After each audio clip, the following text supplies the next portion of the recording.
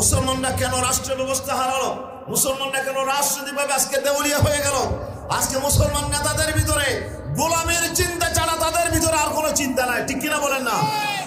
যেই দল যায় সেই দল কিন্তু গোলামের চিন্তা করে। তারা কাফির আর মুশরিকদের গোলামিকেই তাদের জন্য অহংকারের বস্তু মনে করে। অথচ আমরা মুসলমানরা আমাদের মাথা নত হবে একমাত্র কার সামনে? বলেন কার সামনে?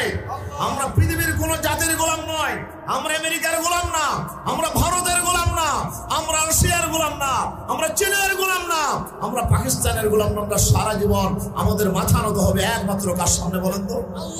আল্লাহর সামনে মাথা নত হবে। কিন্তু আমরা যেই নেতাই আমরা বানাই সেই নেতা কিন্তু মাথা বিক্রি করে দেয় সেই কাফিরদের হাতে, ঠিক কিনা? মুসলমান আজকে তাদের সক্রিয়তা হারিয়েছে। কতদিন আমরা গোলামি করব? একদল চলে যায়, আবার আরেক দলের পদচারণা শুরু হয়, তারাও গোলামির জিকির শুরু করেছে। কথা বলে তারাও তাদের মাথা বিক্রি করে দিয়েছে কাফেরদের কাছে। মুসলমানরা আর কত বছর গোলামি করবে কাফেরদের? মুসলমানদের আবার মাথা তুলে দাঁড়াইতে হবে আমাদের, ঠিক কিনা বলেন না? আজকে আমাদেরকে কারণ চিহ্নিত করতে হবে, কি কারণে আজকে মুসলমানদের এই দুর্দশা। কারণ কি আমরা বের করতে পারবো ইনশাআল্লাহ?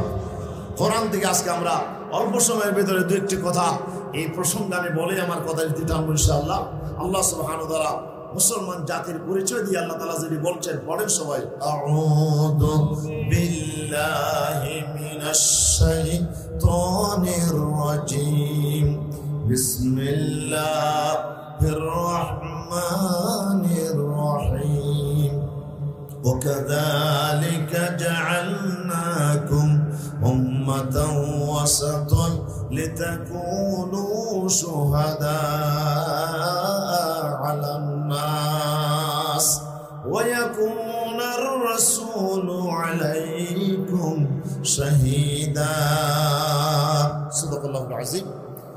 সূরাতুল বাকারা 143 নম্বর আয়াতের অংশ বিশেষ আল্লাহ তাআলা বলছেন, ওয়াকাযালিকা, অনুরূপ ভাবে।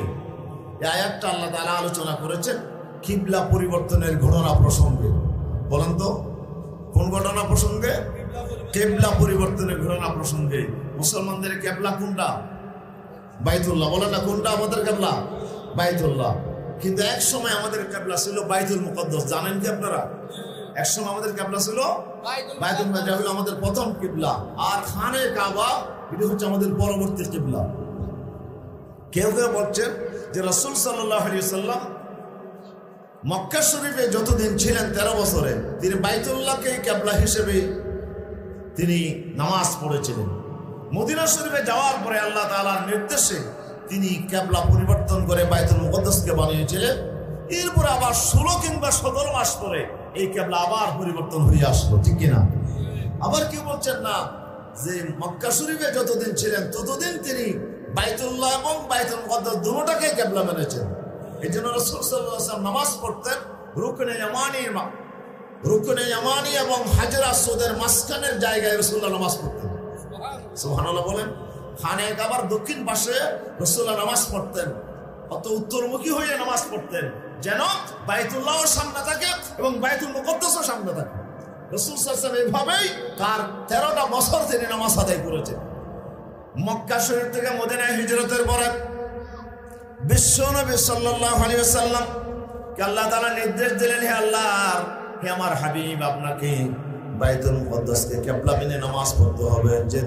যেহেতু মদিনার মধ্যে 3টা গোত্র আছে আহলে কিতাব, ইহুদিদের গোত্র কয়টা? 3টা গোত্র আহলে কিতাব। ওরা ধর্ম পালন করে, ওরা ধর্মীয় পরিচয় নিয়ে থাকে। এই সকল মানুষগুলোকে ধর্মের প্রতি আকৃষ্ট করার জন্য, ইসলামের প্রতি আকৃষ্ট করার জন্য আল্লাহ সুবহানাহু ওয়া তাআলা বিশ্বনবীকে আদেশ করলেন, আপনি বাইতুল মুকদ্দাসকে কিবলা মানেন। রাসূল সাল্লাল্লাহু আলাইহি ওয়াসাল্লাম আল্লাহর নির্দেশে উত্তর দিকে ফিরে রাসূলুল্লাহ নামাজ পড়তেন। কিন্তু আল্লাহর পয়গম্বরের মনের বড় আরজু ছিল, বাসনা ছিল খানে কাবার দিকে ফিরে নামাজ পড়া, বাইতুল্লাহকে কিবলা মেনে নামাজ পড়ার বড় আরজু আমার নবীর ছিল। মাঝে মাঝে আল্লাহর নবী আকাশের দিকে চেহারা মোবারক তুলে তাকাতেন, কোন ওহী আসতেছে কিনা তিনি ওহীর অপেক্ষা করতেন। আল্লাহ সুবহানাহু ওয়া তাআলা বিশ্ব নবীর অন্তরের অবস্থা বুঝে নিলেন। 16 কিংবা 17 মাস পরে সেই মসজিদে জুল কিবলাতান, যেটি এই মসজিদে যখন আল্লাহর পয়গম্বর নামাজ পড়তেছিলেন, যুহরের নামাজ। ঠিক এই সময়ে আল্লাহ নবী 2 রাকাত নামাজ শেষ করেছেন, আর 2 রাকাত নামাজ এখনো বাকি আছে। আল্লাহ তাআলা নামাজের হালতে বিশ্ব নবীর উপরে কোরআনের আয়াত নাযিল করে দিলেন। আল্লাহ তাআলা ওহী নাযিল করে বললেন, قد نرى تقلب وجهك في السماء فلنولينك قبلة ترضاها فول وجهك شطر المسجد الحرام الله اكبر الله اكبر। আল্লাহ তাআলা বলছেন, নবী আমি দেখে ফেলেছি আপনি যে মাঝে মাঝে আকাশের দিকে চোখ তুলে থাকার, চেহারা ফেরান, এটি আমি আল্লাহ তাআলা দেখেছি। এই জন্য আমি আল্লাহ আপনাকে অসন্তুষ্ট করতে চাই না, আমি আপনাকে সন্তুষ্ট রাখতে চাই। সুবহানাল্লাহ। ওয়ালা সাওফা ইউতিকা রাব্বুকা ফাতারদা, এমন ভাবে আল্লাহ আপনাকে নিয়ামত দেবেন যে আপনি যেন খুশি হয়ে যান। আমি আল্লাহ তাআলা আপনাকে সন্তুষ্ট করতে চাই। এই জন্য আমার বিশ্বনবীর লকব হচ্ছে হাবিবুল্লাহ। রাসূলের নাম কি? হাবিবুল্লাহ। রাসূলের উপাধি হচ্ছে হাবিবুল্লাহ। হাবিবুল্লাহ মানেও আল্লাহর বন্ধু, আর খলিলুল্লাহ মানেও আল্লাহর বন্ধু। তবে 2 বন্ধুর ভিতরে বিশাল পার্থক্য। খলিলুল্লাহ মানে হচ্ছে ওই বন্ধু যিনি সারা জীবনের সবকিছুর বিনিময়ে আল্লাহকে সন্তুষ্ট করতে চায়, উনি হলেন খলিলুল্লাহ। আর হাবিবুল্লাহ হচ্ছে যাকে স্বয়ং আল্লাহ তাআলা সন্তুষ্ট করতে চায়, উনি হচ্ছেন হাবিবুল্লাহ। রাসূলুল্লাহ বলেন, আমি হলাম আনা হাবিবুল্লাহ ওয়ালা ফখরা। এই উম্মত আল্লাহ আমাকে হাবিবুল্লাহর মর্যাদা দিয়েছে, এতে কোনো গর্ব নাই, অহংকার নাই। আল্লাহ আমাকে শ্রেষ্ঠত্বের আসন দান করেছেন। আল্লাহু আকবার। প্রিয় হাজরিন, রাসূল সাল্লাল্লাহু আলাইহি ওয়াসাল্লামকে আল্লাহ খুশি করে আয়াত নাযিল করে দিলেন। বাকি 2 রাকাত নামাজ রাসূলুল্লাহ দক্ষিণ দিকে ফিরে নামাজ পড়লেন কিবলামুখী হয়ে। তাহলে এই মসজিদে কিবলা কয়টা? 2টা। দুদিকেই কিবলা, 2 কিবলাতাইন। এই মসজিদে 2 রাকাত নামাজ হাজী সাহেবরা পড়েন এবং ওখানে দোয়া করেন। এই মসজিদটা দোয়া কবুলের জায়গা। বলেন না, এই মসজিদটা দোয়া কবুল হওয়ার জায়গা। যাক, আমরা আসি কিবলা পরিবর্তনের এই আয়াত আল্লাহ কেন নাযিল করলেন? আল্লাহ বলেন, ওয়া কাযালিক নবী, আমি আপনাকে কিবলা পরিবর্তনের আয়াত শোনাই দিলাম। তার কারণ হচ্ছে আপনার উম্মতকে আমি করেছি সেরা উম্মত। সুবহানাল্লাহ বলেন। আপনার উম্মত কি? সেরা উম্মত। আপনার উম্মত হচ্ছে শ্রেষ্ঠ উম্মত। আপনার উম্মতের চাইতে শ্রেষ্ঠ আর কাউকে আমি বানাই নাই। কিন্তু আপনি হলেন সাইয়্যিদুল আম্বিয়া, সমস্ত নবীদের সর্দার। সুতরাং আপনার উম্মত হচ্ছে সমস্ত উম্মতের সর্দার। সুবহানাল্লাহ বলেন। সাইয়্যিদুল উম্মাম, খায়রুল উম্মাম উম্মত মুহাম্মাদিন সাল্লাল্লাহু আলাইহি ওয়াসাল্লাম। আমাদের চাইতে সারা পৃথিবীতে আর কোনো উম্মত আছে নাকি? আল্লাহ তাআলা আরেক জায়গায় বললেন, সূরা আলে ইমরানের 110 নম্বর আয়াত, কুনতুম খায়রা উম্মাতিন উখরিজাত লিন-নাস তা'মুরুনা বিল মা'রুফি ওয়া তানহাউনা আনিল মুনকার ওয়া তু'মিনুনা বিল্লাহ। আমার নবীর উম্মত, কুনতুম খায়রা উম্মাহ, তোমরা এই পৃথিবীর সারা জাতি সৃষ্টি করা হয়েছে তোমাদেরকে মানব কল্যাণের জন্য, মানুষের কল্যাণের জন্য তোমাদেরকে আমি আল্লাহ তাআলা সৃষ্টি করেছি। তোমাদের পরিচয় হচ্ছে খায়রা উম্মাহ, তোমরা এই পৃথিবীর সেরা। এক জায়গায় বললেন, আমরা হলাম জাআলনাকুম উম্মাতান ওয়াসাতা। হে আমার নবীর উম্মতরা শোনো, আমি তোমাদের কিবলাকে পরিবর্তন করে বাইতুল মুকাদ্দাস থেকে মক্কা মুআজ্জামার খানায়ে কাবাকে আমি কেন কিবলা করলাম জানো? যেহেতু তোমরা মধ্যমপন্থী জাতি। কি জাতি? তোমরা মধ্যমপন্থী জাতি। সেজন্য খানায়ে কাবা হচ্ছে পৃথিবীর মিডল পয়েন্ট। সুবহানাল্লাহ। বাইতুল মুকাদ্দাস হচ্ছে এক প্রান্তে, কিন্তু খানায়ে কাবা হচ্ছে পৃথিবীর মাঝখানে, যেখানে পৃথিবীর নাভি যেটা বলে যে পৃথিবীর মাঝখানে, এর চতুর্দিকে পৃথিবী সমান। সুবহানাল্লাহ বলবেন না? দক্ষিণে যা, উত্তরে তা, পশ্চিমে যা, পূর্বে তা, চতুর্দিকে সমান। গোটা পৃথিবীর মিডল পয়েন্ট হচ্ছে লিতুনজিরা উম্মুল কুরা ওয়া মান হাওলাহা। এইজন্য মক্কার আরেকটি নাম হচ্ছে উম্মুল কুরা। এটি হচ্ছে জনপদের মা। জনপদের মা। এখান থেকেই গোটা পৃথিবীর জনপদগুলো আল্লাহ তাআলা বিস্তৃত করে দিয়েছেন। প্রথম আল্লাহ তাআলা খানায়ে কাবা সৃষ্টি করেছেন। খানায়ে কাবার পরে গোটা পৃথিবীকে আল্লাহ তাআলা বিছিয়ে দিয়েছেন চতুর্দিকে সমান করে। তাহলে খানায়ে কাবা হচ্ছে মিডল পয়েন্টে। ঠিক কিনা বলেন? আমরা কি জাতি? মধ্যমপন্থী জাতি। বলেন, আমরা কি জাতি? মধ্যমপন্থী জাতি।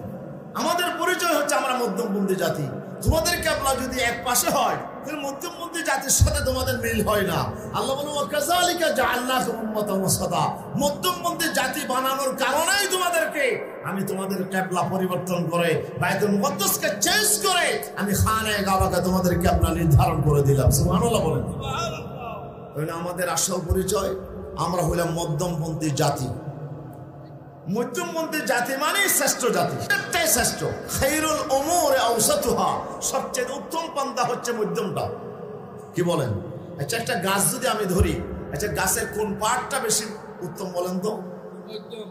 হ্যাঁ, বাইরের অংশ হইলে বাকলা, বাকলা বাহলেরই, গাছের বাইরে যেটা আছে এটা কি? বাহল। আচ্ছা বাকলা এটা ফুডে কত বেচা যায়? এটা ফুড আছে? ফুড না, এটা হলো লাকড়ি, এটা জ্বালানি। কি বলেন? এটা জ্বালানি হিসাবে বলা হয়, এটা কোনো ফুড নাই। এরপরে যেটা সাদা অংশ আছে এইটা ফুটে বিক্রি হয়, কিন্তু কত বিক্রি হয়? সাদা অংশ অল্প দামে। কিন্তু সাদার ভিতরে একটা কি আছে? লাল আছে, লাল, এটাকে বলে গুটগুটিয়া। কি?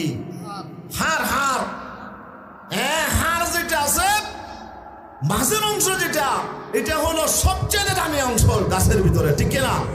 এটা অনেক দামে বিক্রি হয়। সুতরাং সাদা অংশ পোকায় ধরতে পারে, এটা নষ্ট হইতে পারে, কিন্তু হাড় যেটা আছে এটা কিয়ামতের আগেও পোকায় ধরবে না। এটা বড় দামি অংশ, এটা অনেক দামে বিক্রি হয়। তাহলে গাছের ভিতরে সবচেয়ে শ্রেষ্ঠ অংশ কোনটা? মাঝেরটা। আল্লাহ বলে উম্মতের ভিতরে সবচেয়ে শ্রেষ্ঠ উম্মত করেছে তোমাদেরকে, যেহেতু তোমরাই হলা মধ্যমপন্থী জাতি, তোমরাই মধ্যম পন্থার ধারক আর বাহক। সুবহানাল্লাহ। উম্মতের শ্রেষ্ঠত্ব এক জায়গায়, সেটা হলো মধ্যম পন্থার কারণে। আল্লাহ তাআলা আমাদের জন্য এমন একটা শরীয়ত চয়েস করেছেন, যে শরীয়ত হচ্ছে বাইনাল ইফরাত ওয়াত তাফরিদ। বাইনাল ইফরাত ওয়াত তাফরিদ। আমাদের শরীয়তের আকীদা থেকে শুরু করে, আমল থেকে শুরু করে, আমাদের শরীয়তের প্রত্যেকটা কাজকর্ম যতগুলো কাজ আছে আল্লাহ তাআলা সবগুলোকে করেছেন বাইনাল ইফরাত ওয়াত তাফরিদ। আমরা মিডল পয়েন্টে আমাদের অবস্থান, যে আমরা সীমা লঙ্ঘন এক ওই প্রান্ত নয় এই প্রান্ত নয়। ইফরাত মানে সীমা লঙ্ঘন করে অতিক্রম করে চলে যাওয়া, আর একটা হচ্ছে সীমা থেকে কম থাকা তাফরিদ। না না, এটা হবে না। সীমা মানে ডাইরেক্ট একবারে মাঝখানে। এই জায়গাটাই হচ্ছে উম্মতের শ্রেষ্ঠত্বের জায়গা। প্রিয় উপস্থিতি, তাহলে আমরা পৃথিবীর সেরা হব কখন? যদি আমরা মধ্যম পন্থায় থাকি। সুবহানাল্লাহ বলে। আকীদার ক্ষেত্রে আমরা মধ্যম পন্থা। আমরা হলাম বাইনাল জবরিয়্যাত ওয়াল কদরিয়্যা, বাইনাল মুশাব্বিহাত ওয়াল মুজাসসিমা ওয়াল মুআত্তালা। আমরা হলাম এই যে নূরুল আনওয়ার উসুলে ফিকার যে কিতাব, ওখানে স্পষ্ট করে এটার ব্যাখ্যা লেখা হয়েছে যে আমরা যে উম্মতে ওয়াসাত, এটার আসল ব্যাখ্যা কি? যে আমরা হলাম মধ্যমপন্থী জাতি, যে আমাদেরকে আকীদার ক্ষেত্রে আমরা মধ্যম পন্থায় অবস্থান করি, ঠিক না? আমাদের আহলে সুন্নাত ওয়াল জামাতের যে আকীদা, এটা হলো মধ্যম পন্থা। জবরিয়া বলে একটা গ্রুপ আছে, কদরিয়া বলে আরেকটা গ্রুপ আছে। আমাদের আকীদা জবরিয়াদের মতো নয়, কদরিয়াদের মতো নয়, আমরা হলাম মাঝামাঝি। সুবহানাল্লাহ বলে। জবরিয়ারা বলে পৃথিবীর সব কিছু মানুষ হলো পুতুলের মতো, তার কিছু করার কোনো স্বাধীনতা নাই, সব ক্ষমতা কার? আল্লাহ। সব ক্ষমতা, সব ইচ্ছা আল্লাহ, এখানে মানুষের করার কিচ্ছুই নাই। মানুষ হলো পুতুল। যেমনি না চাই, বলে না, যেমনি না চাই তেমনি নাচে, পুতুলের কি দোষ? মানুষ হলো পুতুলের মতো মজবুর, একটা পাথর, একটা জমাতে মহাজ। মানুষ এটার কোনো স্বাধীনতা নাই। কদরিয়ারা বলে মানুষ একেবারে পূর্ণ স্বাধীন, এখানে আল্লাহর কোনো ইচ্ছার কোনো দখল নাই। তকদির বলতে আমরা কিছু মানি না, আল্লাহর তকদির বলতে কিছু নাই। মানুষ যা করে সব মানুষের ইচ্ছাই করে। নাউজুবিল্লাহ বলে। কদরিয়া হচ্ছে এই উম্মতের অগ্নি পূজারী। রাসূলুল্লাহ বলেছেন আল কদরু মাজুসু হাযিহিল উম্মাহ। কদরিয়া যারা তকদিরকে অস্বীকার করে এরাও ভ্রান্ত পথে, আর জবরিয়া যারা মানুষকে আপনার কোন স্বাধীনতাহীন যারা মনে করে, তারাও কিন্তু পরিপূর্ণ গুমরাহির ভিতরে আছে। আমরা হইলাম মাঝামাঝি। আমরা হইলাম কি? মাঝামাঝি। বলেন, এটা শুধু আকীদার ক্ষেত্রে, এভাবে প্রত্যেকটা সেক্টরে আপনি যে কোনো জায়গায় যাবেন, আমাদের আমল, আমাদের আকীদা, আমাদের বিশ্বাস, আমাদের তরিকা সবখানেই হচ্ছে মধ্যম পন্থা, ঠিক কিনা বলেন? মধ্যম পন্থা। আমরা এই প্রান্তও নয়, এই প্রান্তও না, আমরা হইলাম মাঝামাঝি। এই কারণে আমাদের শ্রেষ্ঠত্ব, এই জন্যই আমরা পৃথিবীর সেরা। সারা দুনিয়ার জাতি বিজাতি সব আমাদের নিচে, আমরা হলাম সবার সেরা। আর দুনিয়াতে আমরাই হব সবার উপরে কর্তৃত্বের অধিকারী। গোটা পৃথিবীর ইহুদি, খ্রিস্টান, হিন্দু, বৌদ্ধ, খ্রিস্টান সব জাতি গোষ্ঠী আমাদের আন্ডারে থাকবে। আমরাই পৃথিবীর সবচেয়ে কর্তৃত্বের চেয়ার, যেটা গোটা পৃথিবীর শাসন করার ক্ষমতা একমাত্র মুসলমানদের হাতে থাকবে, যদি মুসলমানরা মধ্যম পন্থাকে লালন করে। কথা বলে মুসলমানরা আজকে রাষ্ট্রীয়ভাবে দেউলিয়া হইল কেন? কেন খেলাফত ব্যবস্থা হারিয়ে ফেললো? তার মূল কারণ হচ্ছে মুসলমানরা মধ্যম পন্থা থেকে আমরা সরে গেছি। কথা বুঝাইতে পারিনি? মধ্যম পন্থা থেকে আমরা সরে গেছি। মধ্যম পন্থা এখন আমরা লালন করি না। আমরা এক একজন এক এক প্রান্তে আমরা চলে গেছি। প্রান্তিকতার কারণে মুসলমানরা আজকে কষ্ট পাচ্ছে, মুসলমানরা আজকে সারা দুনিয়াতে লাঞ্ছিত হচ্ছে। আবার মুসলমানদেরকে ফিরে আসতে হবে, প্রান্তিকতা ছেড়ে দিয়ে আমাদেরকে মধ্যম পন্থায়, মিডল পয়েন্টে, আকীদার ক্ষেত্রে, আমলের ক্ষেত্রে, লেনদেনের ক্ষেত্রে, আমার আয় ব্যয়ের ক্ষেত্রে, সব ক্ষেত্রে আমাদেরকে মধ্যম পন্থা অবলম্বন করতে হবে। আল্লাহ তাআলা মধ্যম পন্থাকে ঈমানদারের জন্য বৈশিষ্ট্য বলেছেন। আল্লাহ তাআলা বলেন, ওয়াল্লাযীনা ইযা আনফাকু লাম ইউসরিফু ওয়া লাম ইয়াকতুরু ওয়া কানা বাইনা যালিকা কাওয়ামা। আল্লাহর প্রিয় বান্দাদের বৈশিষ্ট্য আল্লাহ তাআলা আলোচনা করছেন। প্রিয় বান্দা কারা জানো? আল্লাযীনা ইযা আনফাকু, ওরা যখন খরচ করে, লাম ইউসরিফু, তারা অপব্যয় করে না, অপচয় করে না, ওয়ালাম ইয়াকতুরু, আবার কৃপণতাও করে না। সুবহানাল্লাহ বলেন। তারা অপব্যয়ও করে না, আবার কৃপণতাও করে না। ওয়াকানা বাইনা যালিকা কাওয়ামা, তার মাঝখানে একটা মধ্যম অবস্থানে ঈমানদাররা থাকে। যারা মধ্যম পন্থা অবলম্বন করে, আমি আল্লাহ তাদেরকেই আমার খাস বান্দা হিসেবে, ইবাদুর রহমান হিসেবে আমি তাদেরকে কবুল করে নিলাম। আলহামদুলিল্লাহ বলেন না? তাহলে ঈমানদারের আয় ব্যয় হবে, বলেন না? আমাদের খরচ হবে মধ্যম পন্থা। আমরা বেশিও খরচ করব না, অপব্যয়ও করব না, আবার কমও করব না। আমরা বখিলিও করব না, কৃপণতাও করব না, আমরা আবার অপব্যয়ও করব না, অপচয়ও করব না।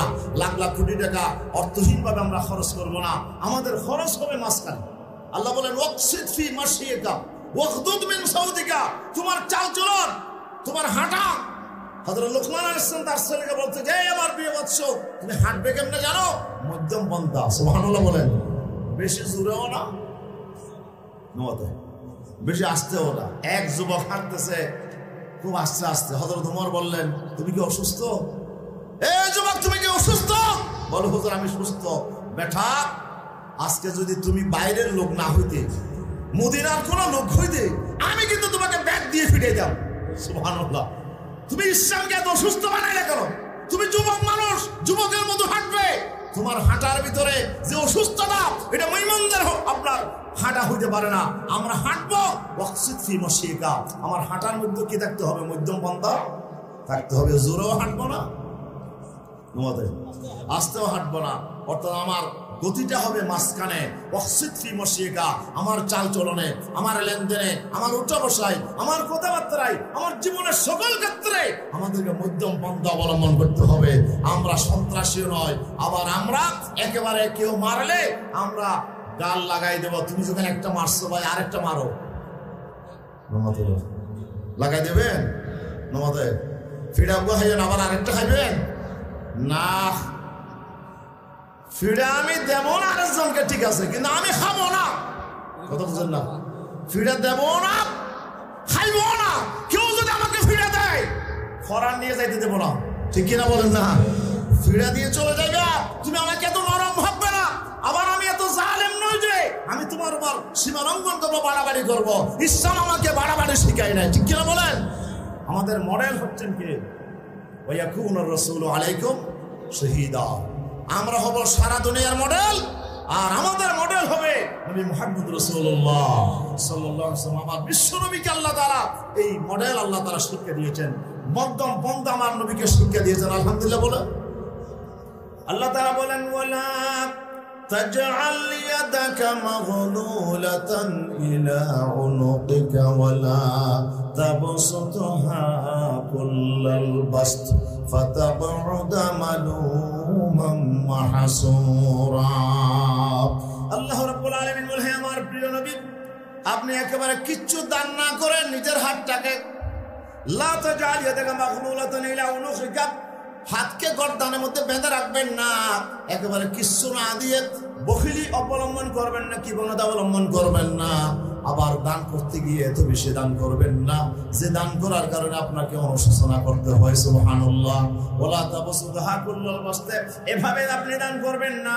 ফাতাকুদা মালুমান মাহসুরা, যে আপনি আপনার অনুশোচনা করে আপনার অনুতপ্ত হয়ে আপনাকে বসে থাকতে হয়, এইভাবে আপনি দান করবেন না। আয়াতটা কখন নাযিল হয়েছে? আমার বিশ্বনবী সাল্লাল্লাহু আলাইহি ওয়াসাল্লামের কাছে আপনার একটা মহিলা আসলো, কিছু সম্পদ আসছিল, রাসূল সাল্লাল্লাহু আলাইহি ওয়াসাল্লাম সব সম্পদগুলো দিয়ে ফেললেন। এরপরে এক মহিলা আসলো, এক মহিলা এসে বলে, ইয়া রাসূলুল্লাহ, ইয়া হাবিবাল্লাহ, আমি তো অভাবে আছি, এখন আমাকে কিছু দান করেন। আল্লাহর পয়গম্বর তাকে দান করার জন্য নিজের কাছে যা ছিল সব তো দিয়ে ফেলেছে, যা কিছু সম্পদ এসেছিল সব সাহাবায়ে কিরামদের মধ্যে বন্টন করে দেন। আল্লাহর পয়গম্বরের কাছে আর কিছুই নাই। হুজুর সাল্লাল্লাহু আলাইহি ওয়াসাল্লাম বললেন, মা, এখন তো আমার হাতে কিছু নেই, আমি তোমাকে কি দেব? বলে, ইয়া রাসূলুল্লাহ, আমি তো বেশি কষ্টে আছি, অভাবে আছি। হুজুর সাল্লাল্লাহু আলাইহি ওয়াসাল্লাম একজন থেকে লোন নিয়ে, কর্জ নিয়ে এক সাহাবীকে বললেন, তুমি আমাকে কিছু দাও, আমার কাছে আবার সম্পদ আসলে তোমাকে আমি পরিশোধ করে দেব। কর্জ করে আল্লাহর রাসূল সে অভাবী মহিলার অভাব পূরণ করে দিলেন। সুবহানাল্লাহ। এরপরে মেয়েটা চলে গেল, আরেকটা মহিলা আসলো, ইয়া রাসূলুল্লাহ, ইয়া হাবিবাল্লাহ, আমি তো বড় কষ্টে আছি, আমাকে কিছু দেন না। হুজুর বলে, আমার কাছে কিছুই নাই, তোমার জন্য আমার কাছে সম্পদ আসলে আমি তোমাকে দেব। হুজুর, যদি আপনি কিছুই দিতে না পারেন, আপনার গায়ে যে জামা আছে জামাটা হইলো আমাকে একটু দেন না। হুজুর বড় লজ্জায় পড়ে গেলেন, তাহলে এই মহিলাকে কেমন আমি ফিরাই? রাসূল সাল্লাল্লাহু বললেন, ঠিক আছে, আমি তোমাকে আমার জামা দেব। আল্লাহর পয়গম্বর ঘরের ভিতরে ঢুকলেন, ঘরের ভিতরে ঢুকে নিজের জামাটা খুললেন আর খুলে মহিলাটাকে দান করে দিলেন। এরপরে বেলাল রাদিয়াল্লাহু আনহু মসজিদে আযান দিলেন, নবীর জন্য অপেক্ষা করে, কিন্তু আল্লাহর পয়গম্বর বাইরে বের হওয়ার জন্য কোনো জামা নাই, একটা মাত্র জামা ছিল। সেই জামাটাও আল্লাহর হাবিব সাল্লাল্লাহু আলাইহি ওয়াসাল্লাম ওই মহিলার দাবি পূরণ করতে গিয়ে তিনি খুলে দিয়েছিলেন। আল্লাহর পয়গম্বর বাইরে বের হওয়ার জন্য এখন আর কোনো জামা নাই। তখন আল্লাহ তাআলা জিবরাইলকে পাঠালেন, জিবরাইল, আমার নবীকে শোনায়া দাও, ওয়ালা তাজআল ইয়াদাকা মাগলুলাতান ইলা উনুকিকা ওয়ালা তাবসুতহা কুল্লাল বাসতি ফাতাকউদা মালুমান মাহসুরা। হে নবী, আপনি বখিল হবেন না, ঠিক আছে, কিন্তু একেবারে নিজের পরনের কাপড় পর্যন্ত খুলে দান করতে হবে আপনাকে। এটা আপনার জন্য যথাযথ হয় নাই। আপনি এইভাবে নিজে এইভাবে আপনি দান করবেন। আল্লাহু আকবার। আমি আপনাকে শিখাই, আপনি বখিল হবেন না, আবার একেবারে এত বেশি উদার হয়ে যাবেন না যে আপনাকে অনুশোচনা করে বসে থাকতে হয়। সুবহানাল্লাহ। এই মধ্যম পন্থার শিক্ষা দিলেন কে? বলেন না, শিক্ষা দিলেন কে? আমার আল্লাহ সুবহানাহু ওয়া তাআলা নবীকে শিক্ষা দিলেন। ইবাদত বندگিতে, লেনদেনের ক্ষেত্রে, চাল চলনের ক্ষেত্রে বিশ্বনবী সাল্লাল্লাহু আলাইহি ওয়াসাল্লাম সর্বাবস্থায় তিনি মধ্যম পন্থাকে অবলম্বন করতেন, মধ্যম পন্থা অবলম্বন করতেন। ইহুদিরা সালাম দিত, রাসূলুল্লাহ বলে, লা তুসাল্লিমু লা তুসাল্লিমু লা তুসাব্বিহু বিল ইহুদ ওয়ালা বিন নাসারা। তোমরা সালাম দিতে গিয়ে ইহুদি আর খ্রিস্টানদের অনুসরণ করবে না। ইহুদিরা ইফরাত করে আর খ্রিস্টানেরা তাফরিদ করে। ইহুদিরা সীমা লঙ্ঘন করে আর খ্রিস্টানেরা ওরা কম করে। এজন্য দুই দলের মাঝামাঝি হলো আমাদের অবস্থান। গায়রিল মাগদুবি আলাইহিম, বলেন না, ওয়ালাদ-দাল। আল্লাহ এমন সোজা রাস্তা চাই, এমন সিরাতুল মুস্তাকিম তোমার কাছে চাই, যে রাস্তা গায়রিল মাগদুবি আলাইহিম ওয়ালাদ-দাল্লিন, যে রাস্তা দিয়ে যাওয়ার কারণে তোমার গজবের শিকার হয়েছে সেই ইহুদিদের রাস্তা নয়, আবার ওই খ্রিস্টানদের রাস্তা নয় যারা সুপথ থেকে তোমরা হয়ে গেছে, পথভ্রষ্ট হয়ে গেছে। আল্লাহ ইহুদিদের রাস্তাও নয়, খ্রিস্টানদের রাস্তাও নয়। আমাদেরকে মধ্যম পন্থায়, মাঝামাঝি স্থানে তুমি আমাদেরকে সরল সোজা রাস্তায় পরিচালিত করো। জোরে বলি আল্লাহু আকবার। প্রিয় নবী মুহাম্মদ রাসূলুল্লাহ সাল্লাল্লাহু আলাইহি ওয়াসাল্লাম সাদ করছেন, তোমরা লা তুসাব্বিহু বিল ইহুদ ওয়ালা বিন নাসারা। মাশাআল্লাহ। আলহামদুলিল্লাহ। আমাদের আজকের মাহফিলের মধ্যমণি, প্রধান আলোচক, দক্ষিণ চট্টলার সারা জাগানো আমাদের মুজাহিদে মিল্লাত মরহুম আল্লামা শাহ মৌলানা সিদ্দিক আহমদ আজাদ রহমতুল্লাহ আলাইহি, আল্লাহ তাআলা হুজুরের কবরকে জান্নাতুল ফেরদাউস বানিয়ে দেন, আমিন বলেন। হুজুরের সুযোগ্য শাহজাদা আমার প্রিয় ভাই জনাব শাহ মৌলানা ফানাফিল্লাহ বিন আজাদ হাফিজাহুল্লাহ আমাদের মাঝে এসে পৌঁছেছেন। ওনার গুরুত্বপূর্ণ আলোচনা শুনবো আমরা ইনশাআল্লাহ। প্রিয় উপস্থিতি, আসুন। রাসূল সাল্লাল্লাহু আলাইহি ওয়াসাল্লাম বলছেন যে তোমরা ইহুদি আর খ্রিস্টানদের সাথে মুসাবারা করো। কিভাবে? যে ইহুদিরা সালাম দেয়, ইন্না তাসলিমাল ইহুদি বিল আসাবি, ওরা সালাম দেয় আঙ্গুল দেখায়া। কি দেখায়া? আঙ্গুল দেখায়া সালাম দেয়। ওয়া ইন্না তাসলিমাল ইহুদি বিল আকুফি ইয়াসলিমান নাসারা বিল আকুফি, আর খ্রিস্টানরা সালাম দেয় হাত তুলে। কি বলেন? খ্রিস্টানেরা দেশে যখন শাসন করছিল ব্রিটিশের আমলে, এরা চালু করেছিল, ওরা সেনাবাহিনীর জন্য হাত তুলে বলে সিলট, বলে সিলট, হাত তুলে মানে সোয়াত তুলে, ঠিক কিনা? এক তাপ্পড় দেখ, আবার ফাইয়া আরেক লাথি দেখ, এটা হইল অভ্যর্থনা। এই যে হাত তুলে থাপ্পড় দেখানো আর ফা তুলে যে লাথি দেখানো, এটা হলো তাদের অভ্যর্থনা, ঠিক কিনা? রাসূলুল্লাহ বলছেন হাত তুলেও অভ্যর্থনা জানাবে না, আঙ্গুল দিয়েও জানাবে না। আঙ্গুল দিয়ে অভ্যর্থনা জানা ইহুদিরা, আর হাত তুলে অভ্যর্থনা জানা খ্রিস্টানেরা। তোমরা এটা করবে না, বরঞ্চ কুলু আসসালামু আলাইকুম ওয়া রাহমাতুল্লাহ। তোমরা একজন আরেকজনকে অভ্যর্থনা জানার জন্য বলবে কি? আসসালামু আলাইকুম ওয়া রাহমাতুল্লাহ। যদি বান্দা দূরে হয় তো আপনি কি করবেন? শুধু হাত তুললে খ্রিস্টানদের মুসাফা হয়ে যাবে। শুধু হাত তোলা যাবে না, মুখে বলতে হবে আসসালামু আলাইকুম রাহমাতুল্লাহ, মুখে উচ্চারণ করতে হবে। আর বুঝার জন্য হাত তুলে আপনি ইশারা করবেন, এটা জায়েজ। কিন্তু কিছু না বলে শুধু হাত তুলে সম্ভাষণ জানানো, এটা খ্রিস্টানদের অনুসরণ, ঠিক কিনা বলেন? তাহলে খ্রিস্টানদের অনুসরণ করা যাবে না, ইহুদিদের অনুসরণ করা যাবে না। আমরা থাকবো মাঝখানে। আমরা থাকবো কোথায়? মাঝখানে। আমার কথা শেষ করছি।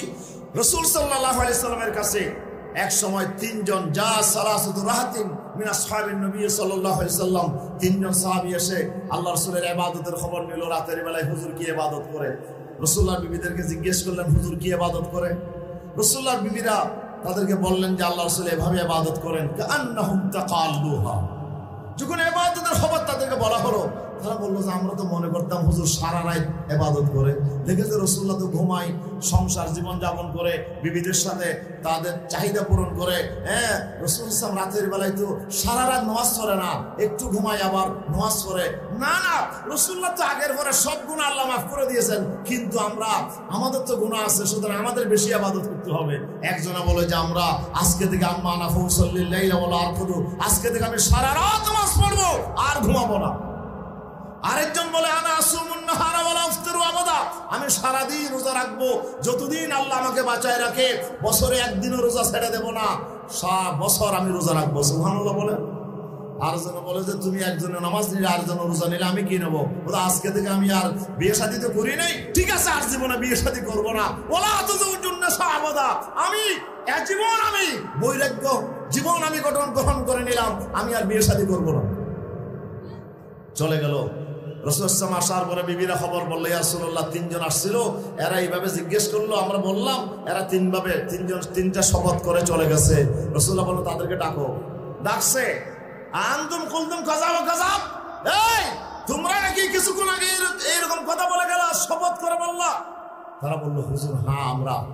হুজুর বললেন আনা আ'লামুকুম বিল্লাহি ওয়া আতকাকুম লাহু। সুবহানাল্লাহ। আমি সবচেয়ে বেশি আল্লাহর ব্যাপারে এলম আমার বেশি আছে, আল্লাহকে বেশি আমি ভয় করি। কিন্তু আমার নীতি কি জানো? আনা উসাল্লিল লাইলা ওয়া আরকুদু, আমি রাতে নামাজও পড়ি, ঘুমও যাই, আমি রোজাও রাখি, আবার ইফতারও করি, ছেড়েও দিই, আবার বিয়ে শাদীও করি। এটাই আমার সুন্নাত, ঠিক কিনা? এই জন্য আজকে উম্মতকে মধ্যম পন্থায় ফিরে আসতে হবে। আমি আমার একটা কথা বলি, 2 মিনিটে শেষ করছি। রাসূল সাল্লাল্লাহু আলাইহি ওয়াসাল্লাম থেকে রাসূল পাকের বিবি আমাদের আম্মা জান আয়েশা সিদ্দিকা আনহাকে এক লোক জিজ্ঞেস করল, হযরত আতা ইবনে আবি রাবাহ রাহমাতুল্লাহ আলাইহি, যুগশ্রেষ্ঠ তাবী, তিনি হাদিস বর্ণনা করছেন যে আমরা দুজন গেলাম আয়েশা সিদ্দিকার কাছে।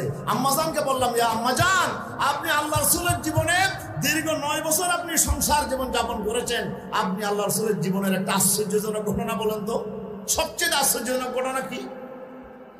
তখন আয়েশা সিদ্দিকা বললেন, রাসূলের জীবনে যা দেখেছে সব তো আশ্চর্যজনক, তারপরে একটা গুরুত্বপূর্ণ আশ্চর্যজনক ঘটনা হচ্ছে একদিন বিশ্বনবী জিহাদের ময়দান থেকে যুদ্ধ শেষ করে অত্যন্ত ক্লান্ত শান্ত হয়ে বিশ্বনবী বাড়িতে আসলেন।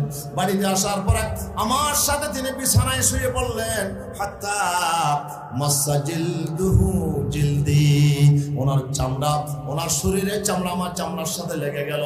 একই লেহাফের মধ্যে, একই কম্বলের নিচে আমরা শুয়ে পড়লাম। ঠিক এই সময় বিশ্বনবী আমাকে বললেন, ইয়া ইবনাত আবি বকর, আবু বকরের মেয়ে, আজকের রাতটা কি তুমি আমাকে একটা অনুমতি দিবা? আতা আব্বাদুল্লাহ রব্বি, আমি আমার রবের ইবাদত করতে চাই, তুমি কি একটু অনুমতি দিবা? সুবহানাল্লাহ। আয়েশা দিদিকে বলেন, ইয়া রাসূলুল্লাহ, আমি তো উহুদ বকর বখা, আমি তো আপনাকে কাছে পেতে চাই, কিন্তু তারপরও যেটি আপনি সন্তুষ্ট হন ইবাদত করার জন্য যদি আপনার মন চায়, অবশ্যই আমি আপনার যেটা এখানে রাজি, আমিও সেখানে রাজি। আল্লাহর পয়গম্বর উঠে দাঁড়ালেন, ওযু করলেন, এরপরে নামাজে দাঁড়িয়ে গেলেন। সুবহানাল্লাহ। দীর্ঘক্ষণ তিনি দাঁড়ালেন, এরপরে নামাজে কাঁদলেন, প্রচুর কাঁদলেন। এরপরে তিনি রুকু করলেন, দীর্ঘক্ষণ রুকু করলেন। রুকুতে কাঁদতে কাঁদতে আল্লাহর পয়গম্বর সেই আপনার নিজের শরীর মুবারক ভেজালেন। এরপরে সিজদায় গেলেন, এরপরে কাঁদলেন। এই কাঁদতে কাঁদতে নামাজের ভিতরেই ফজর হয়ে গেল। বেলাল আযান দিল, ফজর হয়ে গেল। বিশ্বনবী মুহাম্মদ রাসূলুল্লাহ সাল্লাল্লাহু আলাইহি ওয়াসাল্লাম নামাজের ভিতরে ছিলেন। তো আমার সবচেয়ে আশ্চর্য লাগলো, একজন মানুষ হিসেবে ক্লান্ত শান্ত হয়ে যুদ্ধের ময়দান থেকে আসছে, একটু বিশ্রাম দরকার আছে না? বলেন, বিশ্রামের দরকার আছে। কিন্তু বিশ্বনবী সাল্লাল্লাহু আলাইহি ওয়াসাল্লাম আমার সাথে শুইলেন বিশ্রামের জন্য, কিন্তু রাসূল আবার উঠে দাঁড়ালেন। রাসূলুল্লাহ একদিকে জিহাদের ময়দানে, আর একদিকে আল্লাহর পয়গম্বর ইবাদতের জন্য সারা রাত ধরে রাসূল সাল্লাল্লাহু আলাইহি ওয়াসাল্লাম ইবাদতে কাটালেন। একজন ব্যক্তির ভিতরে কি ধরনের আপনার সমন্বয় দেখেন, একদিকে খেলাফত, আরেকদিকে ইবাদত, একদিকে যুদ্ধের ময়দানে, আরেকদিকে বিশ্বনবী নামাজের মধ্যে দরবেশের মতো আল্লাহর কাছে দ্রোণাজারি করে কান্নাকারি করে। সুবহানাল্লাহ বলে।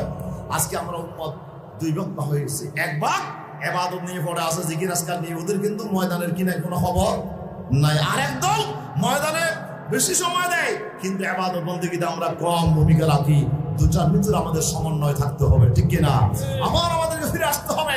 ইবাদত এবং খেলাফত, এই দুটার সবক আমাদেরকে নিতে হবে।